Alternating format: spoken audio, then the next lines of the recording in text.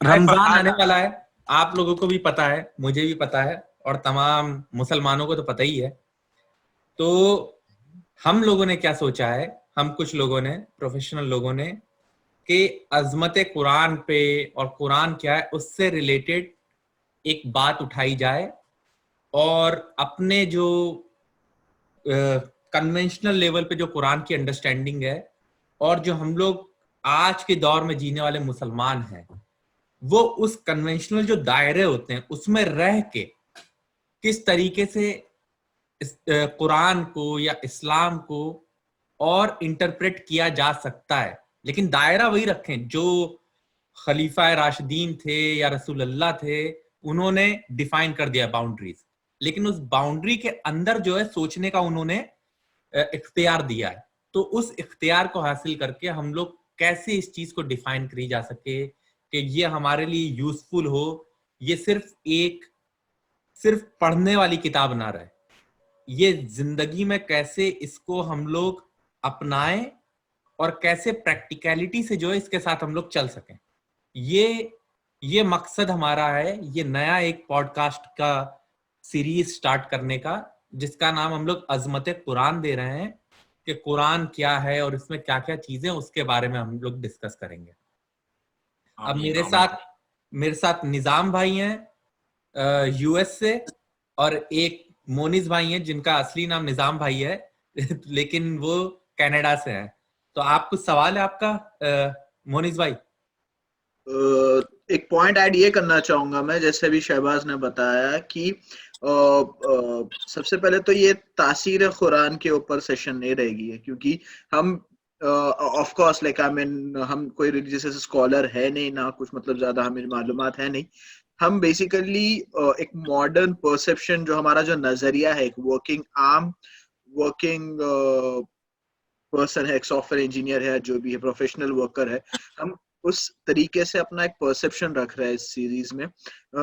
जैसे मैंने बताया कि कुछ तासीर नहीं है कुरानी आयत की, लेकिन हम एक इस किताब को किस नजरिए से लेते हैं और कैसे उसको अपने करंट लाइव अफेयर में कैसे हम यूज कर सकते हैं, और कैसे आयात को जो है ना समझ कर इम्प्लीमेंट करने की कोशिश कर सकते हैं अपनी अपनी सलाहियत के हिसाब से, ऑफ कोर्स। तो ये इंटेंशन है इस पर्टिकुलर सीरीज का, और देखते हैं इंशाल्लाह कहाँ तक मतलब उसमें आगे जाते हैं इंशाल्लाह। अच्छा, जैसे कई बार होता है और अक्सर होता है कि एक ही आयत को, मतलब तो सब लोग सेम रहते हैं, अलग अलग फिकों में जो है कुछ डिफरेंसेस रहते हैं, और आयत के ऊपर नहीं रहते हैं, उसके इम्प्लीमेंटेशन या चीजों पे। तो हम लोग उन डिस्कशन पर इतना ज्यादा नहीं जाएंगे, क्योंकि उसके लिए आपको उलेमा और उस फिक की उतनी नॉलेज होनी चाहिए तब। लेकिन उन आयत को हमारी जो जनरल जिंदगी है उसके लिए ये कैसे मतलब हेल्पफुल होती है, जो हमारी आम जिंदगी है। और जो बड़े डिस्कशन होते हैं इस पे, वो हम लोग उलेमा के पास छोड़ रहे हैं। और जो हमारे बेसिक डिस्कशन है उसमें अगर कहीं भी कुछ गलती होती है तो आप लोग जरूर हम लोगों को, अगर कोई सुन रहा हो तो वो कमेंट करके या किसी भी तरीके से हम लोगों को बताइएगा, ताकि हम लोग उसको करेक्ट कर सकें। ये कुरान को देखिए, समझना और इसके बारे में जानना हर मखलूक का हक है, खुदा की बनाई हुई, ये उसका हक है। और ये अल्लाह का भी हक है कि वो हम अदा करें उस अल्लाह का हक, के उसकी बनाई हुई चीज जो उसने भेजा है हम सबके लिए। चाहे हम पढ़ते वक्त थोड़ी गलती ही कर दे रहे हैं, अल्लाह ने इसकी इजाजत दी है कि आपने गलती करी है, अब उस गलती को फिर से करेक्ट कर लीजिए। तो घबराना नहीं चाहिए, जैसे कि आजकल हो गया है कि लोग घबरा जाते हैं कुरान पर कुछ बोलने से पहले भी। ऐसा मत रखिए, हाँ आप ट्राई करिए कि हमेशा सही बात निकले, कुछ गड़बड़ियां हो जाती है लफ्जों को। और अल्लाह ताला खुद कुरान में ये कह रहा है कि हमने कुरान को तुम्हारे लिए आसान बनाया है, आसान बनाया है। तुम उसको पढ़ो और समझो। तो ऐसा नहीं है कि लाइक जैसे जैसे कुछ कौमों ने पहले किया था कि कुरान सिर्फ एक पर्टिकुलर रिलीजियस स्कॉलरली ग्रुप हो गया, रबाई हो गया, या ऐसे लोग सिर्फ वही पढ़ रहे हैं, जैसे मतलब जो उनकी रिलीजियस किताब है। तो ऐसा नहीं, तो अल्लाह ताला खुद ये कुरान में बता रहा है कि भाई हमने कुरान को तुम्हारे लिए आसान बनाया है कि भाई तुम उसको पढ़ो और समझो। तो ऐसा कुछ नहीं होता कि लाइक भाई अब अपना नजरिया, आप जो चीजें आयत को अब कैसे समझ रहे हो, और कैसे जो है ना, जैसे जैसे बोला जाता है कि जब जब कुरान की कोई एक आयत नाजिल होती तो सहाबा अपने आप को उसमें तोलने लगते कि हम कितना उसके ऊपर मतलब कितने पानी में है, कितना उसके ऊपर हमें और क्या मेहनत करनी पड़ेगी वो पर्टिकुलर आयत को, या जो टारगेट उसमें बचा जो बताया गया है, जो गोल है। तो बेसिकली हमें भी कुछ हद तक वही करना है। You don't have to be scholarly person या कोई बहुत ज्यादा जो है ना, of course like I mean Quran का जो है एक जुज है, एक बैकबोन है जो आपको समझना है हर एक आयत का। तो you just have two way yourself कि आप कितना उस चीज के ऊपर है। तो उसके लिए आपको ज्यादा रिलीजियस या स्कॉलरी होने की जरूरत नहीं है। हमारे जितने स्कॉलर्स हैं उनके बीच में ज्यादा जो बहस होती है वो कुरान पर नहीं, वो हदीस और उसके फिक़्ह पे होती है। कुरान के बारे में लगभग सब जो है एक ही अहद रहता है, ट्रांसलेशन डिफरेंट डिफरेंट रहते हैं, लेकिन जो उनका कॉन्टेक्स्ट होता है पूरा वो सेम रहता है। तो उस पर इतना ज्यादा नहीं रहता है। तो वो एक, अगर कोई आम इंसान भी थोड़ा बहुत वो शुरुआत करे खुद से कुरान को समझने की, और आजकल माशाल्लाह ऑनलाइन सिस्टम की वजह से आप अगर थोड़ी रिसर्च करना चाहें, Google is not a research engine, it's a search engine. तो उस पर आप डिफरेंट डिफरेंट सोर्सेस को कंपेयर करके और सुन के अगर करें तो आप इसको बता सकते हैं कुरान क्या है। तो अब मैं जंप करूंगा कि हमारे जो इस सीरीज में जो डिफरेंट डिफरेंट टॉपिक्स रहेंगे, सारे टॉपिक नहीं, कुछ मैं बता दे रहा हूं टॉपिक्स। जैसे कि पहला आज का जो टॉपिक है हमारा वो रहेगा कि कुरान बाय ए लेमैन, मतलब एक ऐसा इंसान जिसने ना कभी रिलीजन का नाम सुना है, जिसने ना कभी खुदा को जाना है, उसे कुछ नहीं पता है। वो सिर्फ दुनिया में सुबह उठता है, वो काम कर रहा है, वो कुछ कमा रहा है, वो खा रहा है, बस। वो अगर कुरान को आके पढ़ता है तो उसे क्या समझ में आता है एक बेसिक लेवल पे, कि कुरान में क्या क्या चीजें लिखी हुई है, उस पे सिर्फ हम लोग बात करेंगे आज के उसमें। आने वाले पॉडकास्ट में हम लोग क्या करेंगे कि कुरान खुद के बारे में क्या क्लेम करता है, कुरान को ऑथर कौन है, रिवील किसने किया, कैसे रिवील हुआ, और कैसे ये इसके अंदर के कॉन्टेक्स्ट मुसलमानों की पॉलिटिकल लाइफ, सोशल लाइफ से कैसे अटैच है, ये इसकी ऑडियंस कौन कौन है, कुरान किसको क्लेम करता है और वो क्या बात करना चाहता है उनसे कुरान। तो ये सब डिस्कशन होगा आने वाले वक्त में, जो अगली सीरीज होगी हमारी। लेकिन आज सिर्फ हम एक बेसिक चालू करना चाहते हैं कि कुरान एज ए लेमैन, के मतलब कोई इंसान आया, उसने कुरान पढ़ ली, कुरान आधी पढ़ी या 2-3 चैप्टर पढ़े तो भी उसको क्या नजर आ रहा है कि ये किताब असल में क्या कह रही है। एक होता है कि कुरान क्या बता रही है कि मैं क्या कहना चाह रहा हूं, एक होता है कि इंसान क्या समझ रहा है कि क्या कहना चाह रही है किताब। तो हम लोग अभी एक लेमैन के हिसाब से पढ़ रहे हैं कि एक कॉमन इंसान को क्या समझ में आया। तो ठीक है, मैं मुसलमान हूं, मैंने कुरान पढ़ी है और मुझे मेरी अंडरस्टैंडिंग उस हिसाब से मुसलमान की, लेकिन एक जनरल व्यू में मैं बताऊंगा कि अगर कोई गैर मुसलमान या कोई भी एक इंसान बसाया जिसे पढ़ना पता है और उसने कोई ट्रांसलेशन या अरबिक वाली ही पढ़ी है तो उसको क्या समझ में आया। ठीक है, तो पहला टॉपिक है हमारा आज का जो है what is Quran by a layman.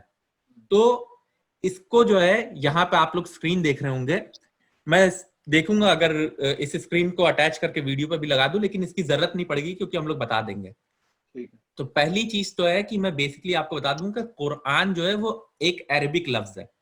मुझे पर्सनली निजाम भाई एक वो रही है फीलिंग कि अगर आप किसी भी वर्ड की एटिमोलॉजी पकड़ लेना, इसके रूट वर्ड क्या है, मीनिंग क्या है, तो 50 से ज्यादा फीसदी प्रॉब्लम जो है वहीं क्लियर हो जाती है।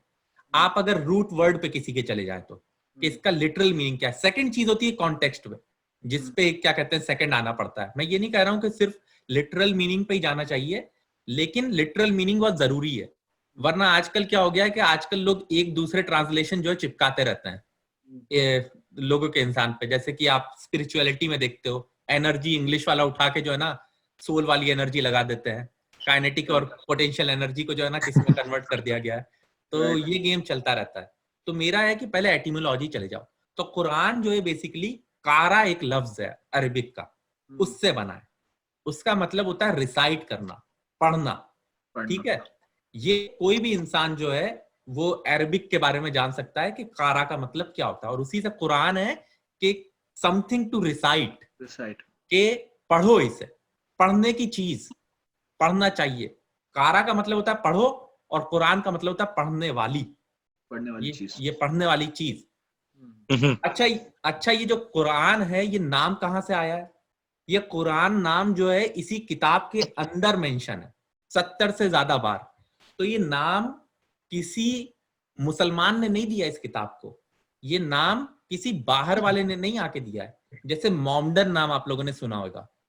मोमडन जो नाम है वो नाम अंग्रेजों ने आए थे, अंग्रेज कहते थे मोहम्मदन लोग, ये मोहम्मद को फॉलो करते हैं सल्लल्लाहु अलैहि वसल्लम, तो उन्होंने दिया था मोमडन नाम, मोहम्मदन दिया था, फिर वो मोमडन बन गया बाद में। मियाँ भाई जैसे लफ्ज है, ये मुसलमानों ने नहीं बनाया, ये बाहर वालों ने बनाया। लेकिन कुरान का क्या है कि कुरान खुद मेंशन करता है कि इसका नाम कुरान है, इस किताब का। ठीक है, ओके। अच्छा, अब इसमें जो है कुल मिला के कोई भी लेमैन आएगा तो वो देख लेगा कि ये जो कुरान है इसमें 114 चैप्टर है और 6236 आयात है कुल। आयात मतलब एक एक स्टेटमेंट, वर्सेस। हाँ, वर्सेस। अच्छा, आयात का जो, अगर मैं बताना चाहूं क्योंकि मैंने थोड़ा पढ़ा है, आयात का असली तर्जुमा ना वर्सेस है, ना ही सेंटेंस है, ना ही पैराग्राफ है, क्योंकि कुछ जगह पे आयात जो होती हैं वो सिर्फ कुछ लफ्ज होते हैं, जैसे अलिफ लाम मीम, लेटर, ठीक है ना, और कई जगह पे होते हैं कि एक लाइन है, और कई जगह पे 4-4 6-6 लाइन एक ही आयात के अंदर है।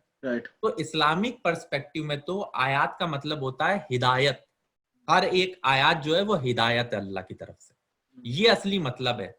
एक साइन है, SIGN, साइन, कि एक दिशा दिखा रहा है कुछ, ये रहनुमाई करने वाला इंसान की, वो है। लेकिन इन जनरल टर्म में हम लोग स्टेटमेंट बोल देंगे इसे, कि खुदा की एक स्टेटमेंट, एक आयत, एक स्टेटमेंट, उस स्टेटमेंट में एक सेंटेंस भी हो सकता है, 2 सेंटेंस भी हो सकता है। ठीक है, तो 6236 कुल आयत है इसमें, और 113 बार जो है बिस्मिल्लाहिर्रहमानिर्रहीम की वो शुरुआत होती है, 113 जो चैप्टर है।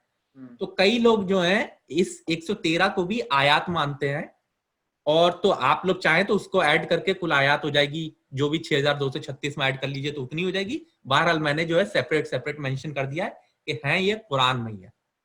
अच्छा, अब मान लीजिए मैं एक लेमैन की तरह मैंने कुरान पढ़ ली, 2 चैप्टर, 5 चैप्टर या पूरे 114 चैप्टर मैंने, तो मुझे कम से कम ये मैंने कुछ 10-11 पॉइंट लिखे हुए हैं, ये मुझे दिखाई देंगे कि ये जो है इस किताब में मेंशन है। पहला क्या है कि ये जो है कलेक्शन ऑफ स्टेटमेंट्स है, ये जो बुक है it is made of collection of statements. ये कैसे ऑर्गेनाइज हुई है, ये सारी स्टेटमेंट कैसे इसको एक ही स्पेसिफिक चैप्टर में रखा गया है, इसके बारे में अगले पॉडकास्ट में बात करी जाएगी। अभी क्या है कि बस मुझे नजर आया कि ये कलेक्शन ऑफ स्टेटमेंट है, मुझे कुरान पढ़ के ये समझ में नहीं आएगा कि इसको किस जगह पे किस आयत को क्यों रखा गया है, वो हिस्टोरिकल पर्सपेक्टिव में आ जाएगा जब हदीस वगैरह की जानकारी हो कि कहाँ पे कब रखी गई और रसूल अल्लाह के कहने पर ही रखी गई।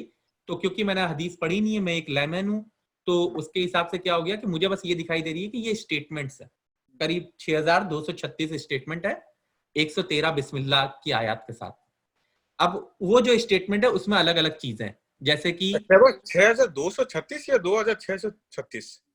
6236। Okay okay. क्यों, आपको कुछ और नंबर मिले हैं क्या? मिले हो तो बता दीजिएगा। नहीं, पहले तूने बोला था शायद 2636। तो 6236 लिखा हुआ दिख रहा होगा आपको, स्क्रीन देख रहे हो मेरी? हाँ, तो अब मैं बताता हूँ कि ये स्टेटमेंट मैंने पढ़ ली, मैं एक कॉमन इंसान आया, मैंने पढ़ ली, तो मुझे क्या क्या नजर आया, क्योंकि बहुत सारी स्टेटमेंट है, उनको उनका कॉन्टेक्स्ट क्या निकाला मैंने या पढ़ा तो क्या मिला मुझे। तो एक चीज तो नजर आई कि इस किताब में कई सारी आयत हैं जो जिंदगी और मौत के बारे में बात कर रही है, कि जिंदगी क्या है, जिंदगी किसने दी, क्या होती है ये, कैसे जीनी चाहिए, मौत क्या है, मौत क्या मिलेगी। जैसे कि सूरा हिज्र की 23वीं आयत है कि हमने जो है ये जिंदगी और मौत बनाई, हमने ये जिंदगी और मौत दी, and we are the inheritor, ये अल्लाह ताला बोलता है इसमें। फिर सूरह मुल्क की आयत है, 67वां चैप्टर है सूरह मुल्क, उसकी दूसरी आयत है कि he who created death and life to test you, कि जिंदगी बनाई किस लिए, आपको टेस्ट करने के लिए। तो यहाँ पे मकसद बताया जा रहा है, पिछले में बता दिया कि जिंदगी मौत बनाया किसने है, अब इसमें बताया जा रहा है कि मकसद क्या है ये बनाने का। तो इस तरीके से मुझे एक लाइफ और डेथ के बारे में पता चला, ये बनाया कैसे गया है। We created man from a drop of mingled sperm, we may test him, किस किस चीज से, हियरिंग और सीइंग हमने कुछ लोगों को दिया है, उससे ये ग्रेटफुल है कि अनग्रेटफुल है, ठीक है। अब इसी तरीके से और सारी भी आयत हैं जो लाइफ और डेथ के बारे में बताती है, लेकिन मैंने एक जनरल क्या किया, 3-4 आयत लेके आपको एग्जांपल दे दिए कि ये आयत हैं, तो इनसे कम से कम मुझे ये पता चल गया कि ये किताब कम से कम जिंदगी और मौत के फलसफे के बारे में तो बात करती है, ठीक है। बेशक बेशक। अब दूसरी चीज इसमें क्या मेंशन है इस किताब में, दूसरी चीज मेंशन है कि बुराई और अच्छाई क्या होती है। जैसे कि सूरह मायदा का 5वां जो चैप्टर है उसकी 32वीं आयत ले लीजिए, इस एक ही आयत के अंदर अच्छी चीज भी बता दी गई है और बुरी चीज भी बता दी गई है कि अगर किसी तुम मासूम को कत्ल करोगे तो वो ऐसा होगा कि पूरी इंसानियत को मारना, तो ये बुराई बता दी गई। फिर इसी में बताया गया कि अगर किसी मासूम की तुम जान बचा लोगे तो वो ऐसा होगा जैसे पूरी इंसानियत को बचाना। तो ये क्या हो गया कि मैंने जब कुरान को पढ़ के खत्म किया अपना कोर्स, तो मुझे दिखाई दिया कि अच्छा इसमें ईविल और गुड का भी मेंशन है कि अच्छी चीज क्या होती है, बुरी चीज क्या होती है। तो एक तो हो गया जिंदगी का फलसफा कि जिंदगी क्या है, जिंदगी क्यों है, ये बता रही है ये किताब। दूसरा है कि ईविल और गुड क्या है, डूज एंड डोंट्स। ठीक है। नहीं, डूज एंड डोंट बाद में आएंगे, ओके, अभी ईविल और गुड की बात कर रहा हूं बस मैं, ठीक है। अच्छा। तीसरी चीज है लॉज। लॉज का मतलब डू एंड डोंट, ये करो ये मत करो, ठीक है। जैसे कि पिछली आयत को आप डूज एंड डोंट में भी ले लोगे, ईविल और गुड में भी ले लोगे। बेसिकली डूज एंड डोंट जो होते हैं वो लॉज बनते ही इस फॉर्म पे है कि ईविल और गुड होते क्या है, किसी भी माशरे में अच्छी चीज क्या होती है, बुरी चीज क्या होती है। तो उसके बेसिस पे अब लॉज आ जाते हैं कि जैसे कि सूरह मायदा की ही, सूरह मायदा में कई जगह जो है ना लॉज वगैरह बताए गए हैं। तो इसकी 90 नंबर की जो आयत है तो उसमें जो है ये आया है कि भाई इंटॉक्सिकेंट और जो गैम्बलिंग होती है वो बेकार चीज होती है, ठीक है, डोंट, ये मत करो। अच्छा, सूरह मायदा की जो है 39वीं 39 नंबर की जो आयत है उसमें बता दिया गया है कि चोर जो होता है उसको जो है हाथ आप अगर वो चोरी करे तो हाथ काट दीजिए उसका, ये लॉ आया। अब इसके बाद 40वीं जो आयत है उसमें ये भी है रहमत का भी जिक्र कि अगर वो माफी मांगे और सुधरने के लिए तैयार है तो माफ कर दो। कुरान का ये फलसफा रहता है, इस फलसफे पे बाद में छोड़ते हैं, वो फिको पे है कि कब क्या पनिशमेंट दी जाए। कई लोगों के दिमाग में जैसा आता है नहीं कुरान में तो हाथ काटना ही है, ये गलत है, बिल्कुल गलत है। वो माशरा पूरा समझा जाता है उसमें क्या है ये माशरा, और उन सारी चीजों पे लगता है। तो ये सिर्फ जनरल बताने के लिए कि इसमें डूज एंड डोंट दी है कुरान में कि लॉज क्या क्या है, ठीक। फिर चौथी चीज क्या है इसमें, इसमें सिन और क्राइम है। सिन क्या है, वो चीजें जिसकी अल्लाह ने इस जमीन पे पनिशमेंट नहीं लिखी है लेकिन वो गलत है, आपको करना चाहिए वो, उसकी आखिरत में उसकी पनिशमेंट मिलेगी मिलेगी। जैसे कि नमाज आपने नहीं पढ़ी, कुरान में कोई जिक्र नहीं है कि इस दुनिया में कोई सजा दी जाए, ऐसा कुरान में कोई जिक्र नहीं है। खुदा पे आप नहीं खुदा पे आप नहीं मानते हो, अल्लाह ताला ने आयत में एक में कह दिया है कि भाई सबको इसकी छूट दी है जमीन पे कि आप किसी पे भी रिलीजन कंपल्शन नहीं है कि आपको मानना ही मानना है, आपकी मर्जी है, आपको बुत परस्ती करनी है, आपको जो भी करना है वो आपकी मन है, ये सिन की कैटेगरी में आता है। ये अल्लाह की डोमिनियन में क्राइम है। तो जब अल्लाह की डोमिनियन होगी उस दिन जब अल्लाह की जजमेंट लगेगी उस दिन इसको क्राइम कंसीडर किया जाएगा, पूरा हिसाब किताब तब होगा। हाँ, उस दिन इसे क्राइम कंसीडर किया जाएगा और क्राइम के बेसिस पे आपको पनिशमेंट मिलती है। लेकिन इस दुनिया में अल्लाह जज नहीं है, हम जज हैं। मतलब अल्लाह ने हमें इख्तियार दिया है कि इस दुनिया में तुम जज बन जाओ, आखिरी जो मेन जज है वो तो मैं ही हूं, लेकिन अथॉरिटी, हाँ, थोड़े बहुत तुम्हारे इख्तियार के लिए मैंने जज बनाया है, तो उसमें तुम्हें जैसे चोरी, चीटिंग, एडल्ट्री, इन पे मैंने पनिशमेंट का तुम्हें वो अलाउ किया है। तो ये 2 कैटेगरी में है।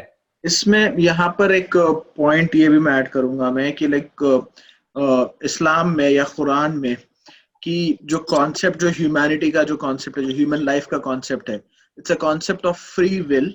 एंड देन आपको अल्लाह ताला ने इंसान को अशरफुल मखलूकात बोला है, the best of the creation बोला है। उसमें डिफरेंस सिर्फ ये है आप में और जानवरों में कि आपके पास एक फ्री विल है, आप चूज कर सकते हो कि आप ये सही है ये गलत है, ठीक है। एंड उसी हिसाब से आपका जजमेंट होगा। तो इसीलिए जैसे जो इस्लाम का मतलब होता है कि peace acquired by submitting your will to Allah, to Allah's will, ठीक है। तो आपके पास एक फ्री विल है, you can choose what is, you know, I mean अंदर से आपको पता है जब भी आप कुछ चीज गलत करते हो तो आपको एक अल्लाह ताला ने एक जो बोलते हैं ना कि जो एक होता है कि रूहानी और एक जिस्मानी वजूद, अल्लाह ताला ने दो वजूद रखे हैं हर एक इंसान के अंदर। एक रूहानी वजूद जो आपको बार बार बोलता है कि अंदर से आप जब आप कुछ गलत करोगे तो आपको एक दिल में एक मलाल रहेगा कि हाँ यार कुछ गलत हुआ है मेरे से, तो वो आपकी आपकी एक रूह आपको गवारा करेगी। तो दैट इज हाउ लाइक, तो वही एक कॉन्सेप्ट है फ्री विल वर्सेस लाइक आप अपनी जो विल है, आपकी जो मर्जी है आपकी, वो आप कैसे अल्लाह ताला के बताए हुए रास्ते पर लगाते हो। तो कुरान वो सिखाता है। तो या तो एक चीज तो ये समझ में आती है कि कुरान जो है इस किताब के अंदर सिन और क्राइम दो कैटेगरी बांटी हुई है। एक वो चीज है जिसकी पनिशमेंट इस दुनिया में नहीं मिलेगी, एक वो पनिशमेंट है जिसकी वो एक्ट है जिसकी पनिशमेंट इस दुनिया में मिलेगी। मतलब जरूरी नहीं मिलेगी, लेकिन इख्तियार दिया इंसान को कि अगर तुम पकड़ लो उस इंसान को तो आप दे दो पनिशमेंट। तो ये तो हो गया सिन और क्राइम का कॉन्सेप्ट के इस्लाम में जो है मतलब कोई भी इंसान आएगा वो कुरान पढ़ेगा तो उसको समझ में आ जाएगा कि ये दो तरीकों में बांट दिया गया है। अब क्या क्या हमने डिस्कस कर लिया, देखिए एक तो ये बता दिया गया कि जिंदगी और मौत है का कॉन्सेप्ट समझ में आ गया, कोई भी इंसान आके पढ़ा कि हाँ भाई इस चीज में लिखा है कुछ ऐसा। दूसरा है कि बुराई अच्छाई कुछ चीजें होती हैं। तीसरा है कुछ करो कुछ मत करो, लॉज जैसे होते हैं, आप लॉज बना सकते हो और उन लॉज के बेसिस पे आप कुछ चीजों के लिए आप पनिश कर सकते हो और कुछ चीजें जिनके लिए अल्लाह आखिरत में मौत के बाद आपको पनिश करेगा। तो सिन और क्राइम की जो फिलॉसफी है उसमें एक चीज की बेहतरी ये इंसान को समझ में आ जाती है कि जो चीज जैसे कि मैं मानता नहीं हूं कि जहन्नम है या जन्नत है, तो आपको डरने की जरूरत भी नहीं है। आप ये नहीं कह सकते, जैसे कई लोग कहते हैं कि अरे तुम्हारा अल्लाह जो है वो हमको जहन्नम में डाल देगा। भाई आप मानते ही नहीं हो अल्लाह को, तो डरने की क्या जरूरत।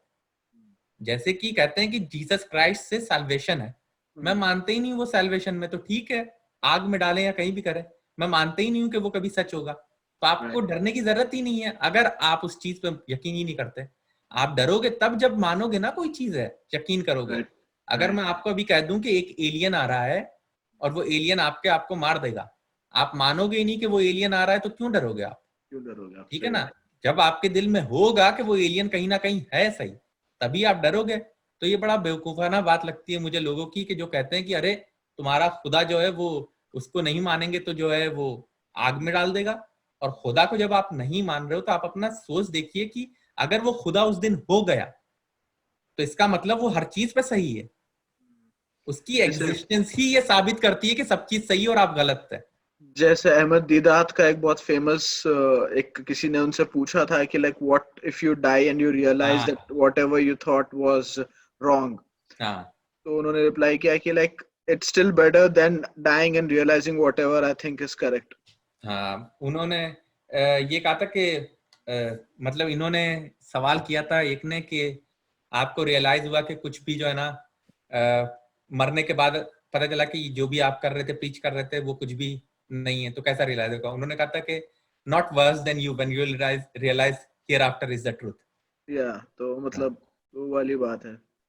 अच्छा, अगला टॉपिक क्या है? कुरान को कोई भी इंसान पढ़ेगा तो उसे कुछ आयात ऐसी दिखेंगी, स्टेटमेंट, जिसमें ये बताया गया है कि ये कुरान जो है ये गाइडेंस है, गाइड कर रही है इंसान को कहीं ना कहीं, रहनुमाई कर रही है उसकी। जैसे कि सूरह ताहा है, 20वां चैप्टर है, उसकी 123वीं आयत है कि हमने आदम अलैहिस्सलाम को जो है वो कहा कि हम जो है हिदायत राह हिदायत देते रहेंगे, तुम्हारे ऑफस्प्रिंग जो है, तुम्हारे आने वाली जितने भी बेटे बेटियां हैं उनको हम राह हिदायत देंगे, और जो इस हिदायत से जुड़ा रहेगा वो कभी भी एस्ट्रे नहीं होगा, वो कभी भी भटकेगा नहीं।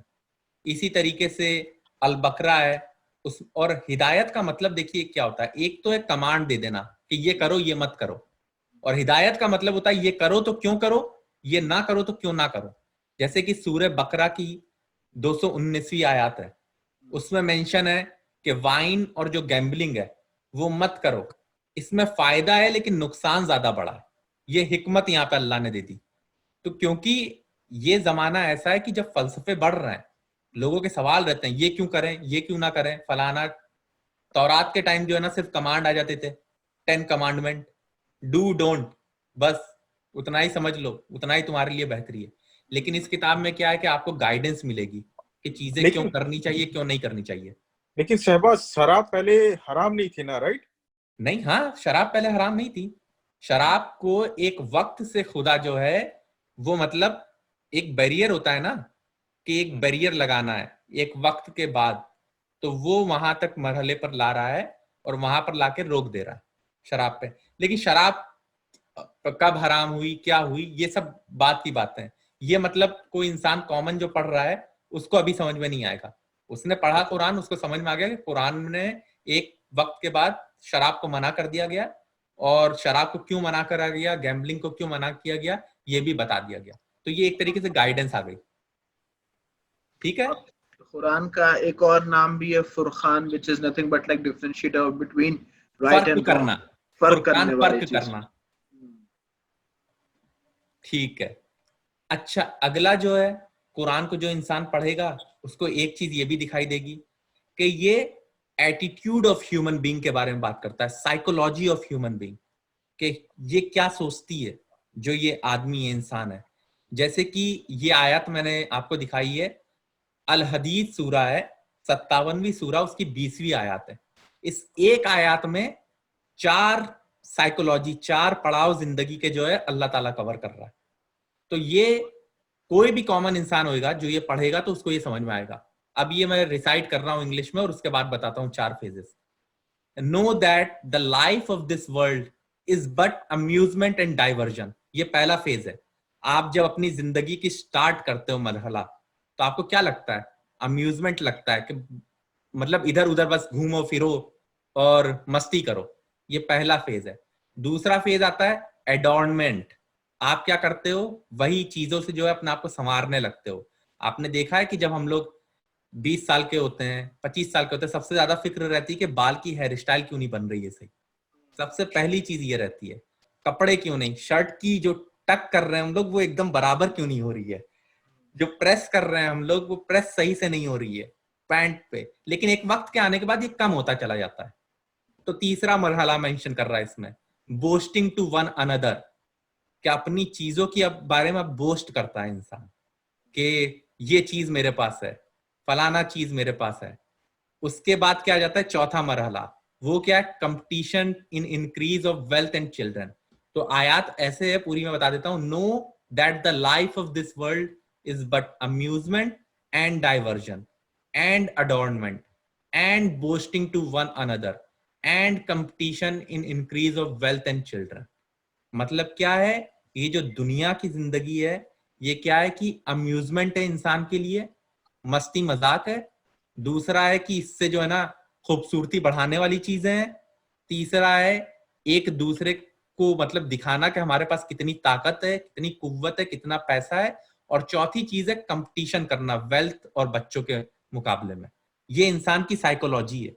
यही 4 फेजेस इंसान की जिंदगी में बीतते हैं। तो ये इंसान की साइकोलॉजी बता रहे हैं इस आयत में। ऐसी हजारों आयतें हैं जिसमें इंसान की साइकोलॉजी मेंशन करी हुई है। जैसे कि सूरह रूम की आयत है, इसमें मेंशन किया है कि 30वां चैप्टर और 30वीं आयत है सूरह रूम की, कि मोनोथिज्म जो है, मतलब हर इंसान के दिमाग में होना कि एक कोई ताकत है, वही ताकत चला रही है। ये नेचुरल इंस्टिंक्ट है इंसान का। ये हर इंसान का जो नेचुरल इंस्टिंक्ट है कि एक मोनोथिज्म है। हाँ, वो उस मोनोथिज्म को मानने का तरीका भले ही अलग कर लेता है।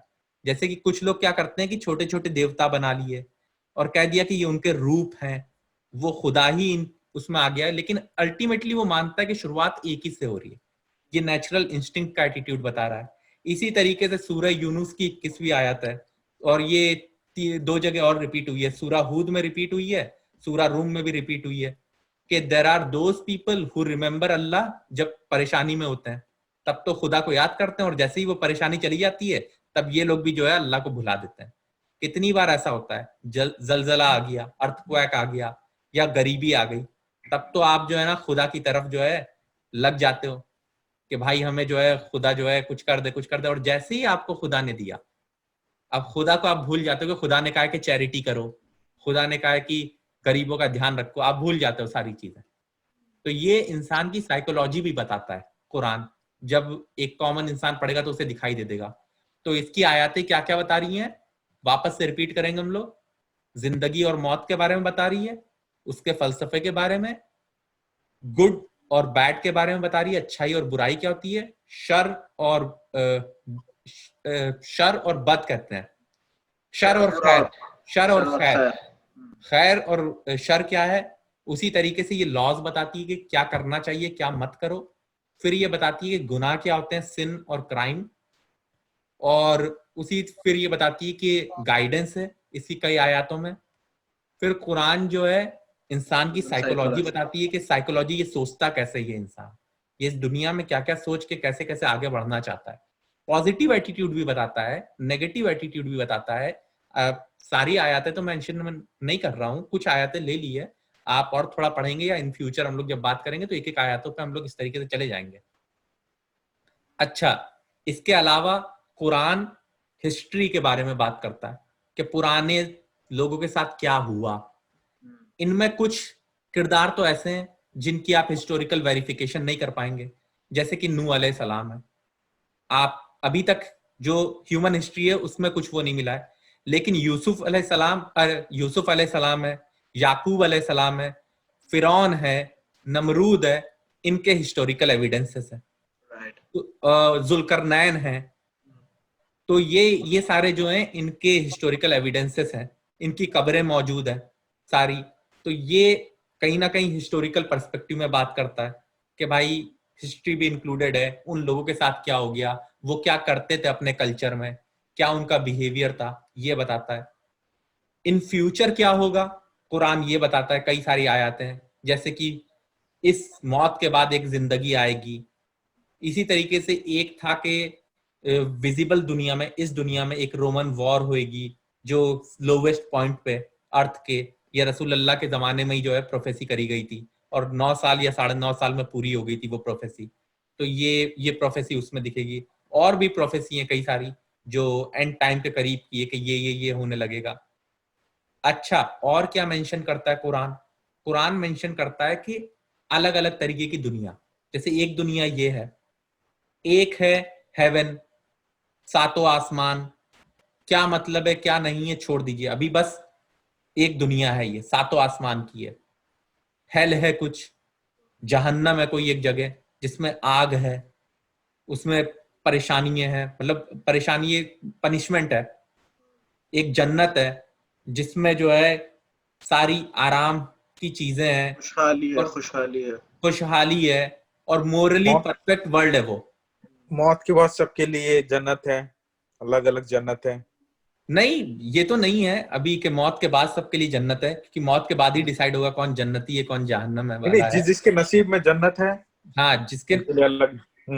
जिसके नसीब में क्या कहें, जिसने अपने नसीब में लिख लिया उसके लिए जन्नत है, जिसने अपने नसीब में ये लिख लिया कि जहन्नम है उसके नसीब में जहन्नम है।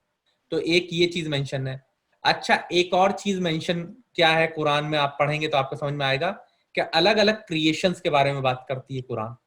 क्रिएशंस जैसे कि एक तो वो है जो विजिबल क्रिएशंस है, जैसे कि जानवरों के बारे में, इंसानों के बारे में, परिंदों के बारे में, इनके बारे में बात करती है। और एक वो क्रिएशंस है जिनको आप देख नहीं सकते, नॉट विजिबल। एंजल्स है, फरिश्ते, जिन है, फरिश्तों में जिब्रील अलैहिस्सलाम है, मिकाईल है, ये हैं, और जिन्नात हैं, इब्लीस है, ये सब है। तो इनके बारे में मेंशन करती है।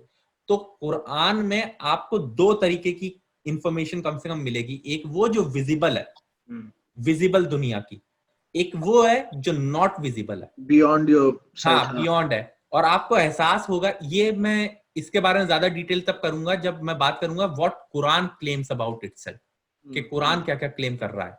तो लेकिन एक बेसिक उस पे देखा जाए तो विजिबल और नॉट विजिबल जो आपके बस में नहीं है देखना, उसके बारे में एक शख्सियत है, कोई अपने आप को खुदा कह रहा है, वो जिम्मेदारी लेके आपको बता रहा है कि ये भी दुनिया है एक। और आई मीन और ये विजिबल और नॉन विजिबल, जैसे चाहे वो डिफरेंट वर्ल्ड हो गया, हेवन हेल हो गया, ठीक है, लाइफ आफ्टर डेथ हो गया, ठीक है। तो ये वो चीज है जो साइंस ना तो प्रूफ अभी तक कर पाई है, और एट द सेम टाइम ये भी प्रूफ नहीं कर सकती कि डज नॉट एग्जिस्ट। देखिए, एक चीज है कि साइंस की खास बात पता है, खूबसूरती है ये साइंस की, कि वो अपनी अल्टीमेट बाउंड्री को अनलिमिटेड बताता है, लेकिन जितनी इंफॉर्मेशन उसके पास होती है एक वक्त पे, उसके हिसाब से वो अपनी लिमिटेशन बताता रहता है। जैसे कि ग्रेविटेशन फोर्स जो है उसकी एक वैल्यू होती है 9.8 वो कुछ जी के वैल्यू जो होती है कि कोई चीज आप गिराओगे तो उसी फोर्स से गिरेगी। इन फ्यूचर हमारे पास और एविडेंसेस आते जाएंगे, मान लीजिए पॉसिबिलिटीज के कहीं जाके जो है ना वो जी की वैल्यू खत्म हो जा रही है या कुछ हो रहा है, अलग अलग प्लेनेट पे अलग अलग वैल्यू है, ये हम लोगों को पता है। तो ये चीजें कि हमने पता कर ली अपने से, लेकिन हम इस चीज को भी हम लोग नहीं भुलाते हैं कि कहीं हो सकता है ये ग्रेविटी का इफेक्ट ना पड़ रहा हो, कुछ ऐसी जगह है। तो ये साइंस की यही खूबसूरती है कि ये कभी रोकता नहीं अपने आप को ये कहने में कि हमारे पास अभी जितनी इंफॉर्मेशन है उसके बेसिस पे हमारा ये नतीजा है। साइंस बेसिकली क्या, एक्वायर्ड नॉलेज है। आपने दुनिया को देख के नॉलेज ली और उसके बेसिस पे एक नतीजा निकाला, विजिबल वर्ल्ड की नॉलेज पे बेस्ड है। तो हम नॉट विजिबल के बारे में बात नहीं कर सकते। हमने एलियन को नहीं देखा है, लेकिन हमने इंसान को देखा है। तो हम अगर एलियन का तसव्वुर करेंगे तो हम इंसान को देख के ही करेंगे कि उसका जो सर है वो थोड़ा और बड़ा हो सकता है, आंख थोड़ी चपटी हो सकती है, लेकिन इंसान को देख के हमारे दिमाग में ऐसी कोई हस्ती नहीं है। हम क्या कर सकते हैं ज्यादा से ज्यादा साइंस के बेसिस पे, हमने घोड़े का जिस्म ले लिया और शेर का बदन ले लिया या इंसान का बदन ले लिया और जोड़ दिया, क्योंकि ये दोनों हमारी आंखों में विजिबल है। हम दुनिया में कभी ऐसी चीज नहीं बना सकते हैं जो विजिबल ही नहीं हो, हमारे तसव्वुर में ही नहीं हो। तो हमारे जो हमको दिखाई देता है उसी से हम पैरामीटर्स लेते हैं और उसी के बेसिस पे हम मैनिपुलेट करके उसको दिखाते हैं।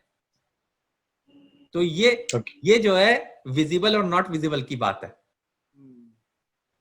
अच्छा, अब आइए कुरान में आपको फिजिकल वर्ल्ड और मैजिकल वर्ल्ड ये दो चीजें भी दिखेगी। जैसे कि मूसा अलैहिस्सलाम और फिरौन की स्टोरी है, तो उसमें आपको दिखेगा बड़े मैजिक हो रहे हैं, और साथ ही साथ में उसमें इल्यूजन भी दिखेगा, फिजिकल वर्ल्ड का कॉन्सेप्ट। जैसे कि मूसा अलैहिस्सलाम जब गए थे फिरौन के पास, तो वहां पर जादूगरों से वो लड़ाई मतलब मुकाबला सामने हुआ था। तो वो जो जादूगर थे वो इल्यूजनिस्ट थे। जैसे कि आज के जो मैजिशियन होते हैं ना, वो उन्होंने रस्सियों को चलाया था कि वो सांप के जैसी लगे, लेकिन असली में उन्हें पता था कि ये रस्सियां ही है, ये मतलब कोई ये वो वाला मैजिक नहीं है।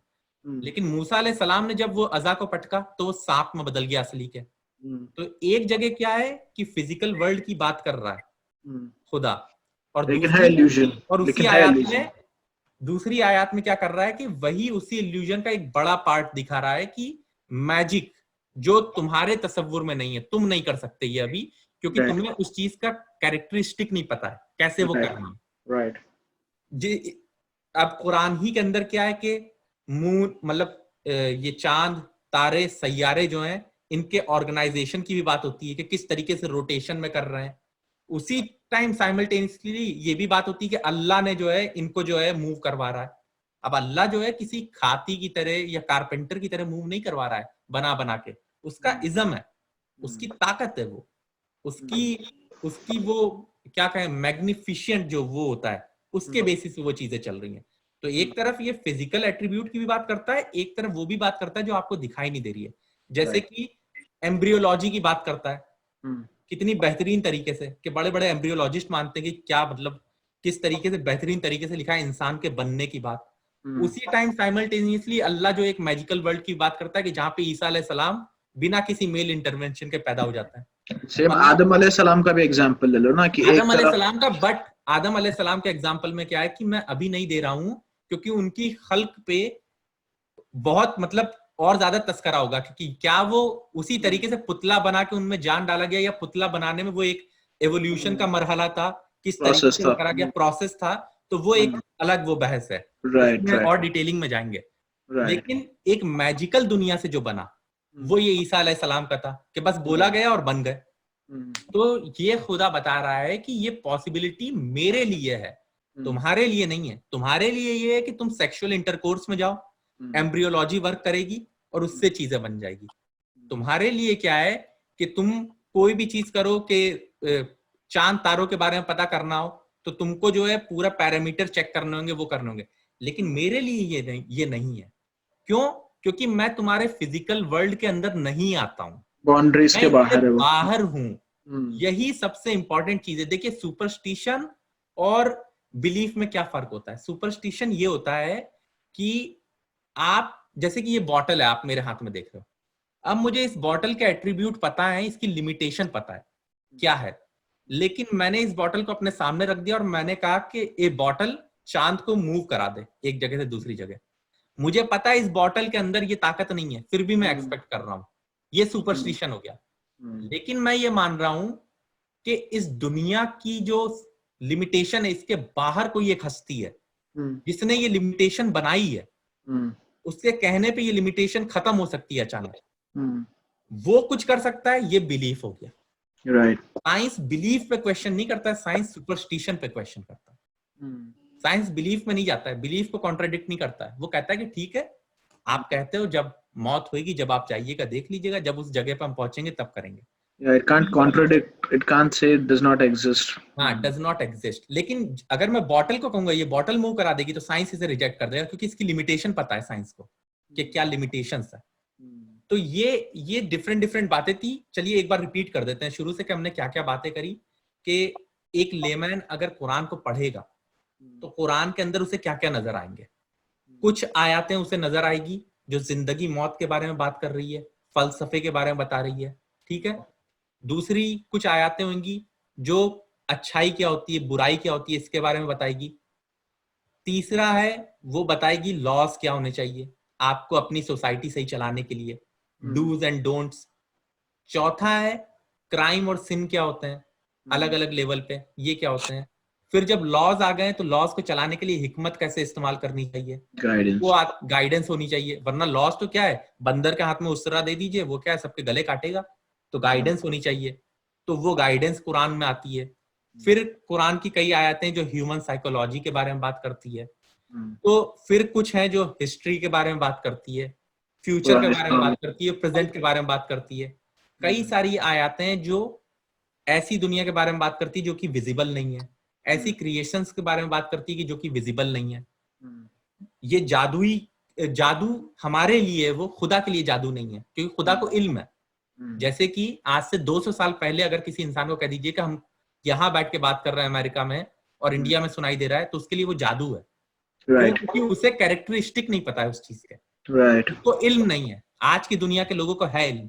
तो उसी तरीके से अब अगर जैसे फॉर एग्जांपल मैं ये बोलूं कि भाई कनाडा में रहकर मैं यूएस वाले को देख रहा हूँ, तो वो मतलब वो बोलेगा यार क्या मजाक कर रहे हो, क्या कैसे पॉसिबल। अगर 100 साल पहले आप बोलते या 200 साल पहले कि मैं देख सकता हूं, तो वो कहता कि ये तो जादू की बात कर रहे हो तुम। क्यों? क्योंकि उसके पास इल्म नहीं है उस चीज का। इसी तरीके से अल्लाह के पास जो इल्म है वो हमारे पास नहीं है। हो सकता है जब हमारी दूसरी दुनिया की शुरुआत हो, जन्नत जहन्नम की, अल्लाह ताला हमें थोड़ा और इल्म दे, हम बिना ये स्काइप के एक दूसरे को देख सकें दूरी से, और इल्म हमारे पास हो, ठीक है ना। अपने ही इल्म से अल्लाह देगा, लेकिन चीजें देगा अल्लाह। तो ये इसकी गुंजाइश खत्म नहीं करते हैं लोग जब कहते हैं कि मैजिक है ही नहीं। वो मैजिक हमारे लिए है, हमारे लिए, वो खुदा के लिए मैजिक नहीं है। तो ये और इसके अलावा कुरान में क्या क्या मेंशन है। कुरान में डिफरेंट फेथ और डिफरेंट आइडियोलॉजीज मेंशन है जो इंसान फॉलो करता है। जैसे कि कुरान यहूदियों के बारे में बात करता है कि यहूदी हैं जो अपने आप को चोजन पीपल कहते हैं। फिर कुरान कहता है कि, और उनकी हिस्ट्री बताता है। कुरान कहता है कि इनमें ईसाई है तुम्हारे बीच में जो ईसा अलैहिस्सलाम को खुदा का बेटा कहते हैं। फिर कुरान बताता है कई लोगों के बारे में जो कि पॉलीथीस्ट हैं, जो कि खुदा के छोटे छोटे बेटे बेटी बना लेते हैं मूर्त या आइडल के रूप में। तो ये कई सारी आइडियोलॉजीज है जिसके बारे में भी कुरान बताता है। तो एज ए ह्यूमन बीइंग मैं कहूंगा, अगर मैं कुरान पढ़ के आता हूं, कि इंसान से रिलेटेड हर चीज को टच करती है कुरान।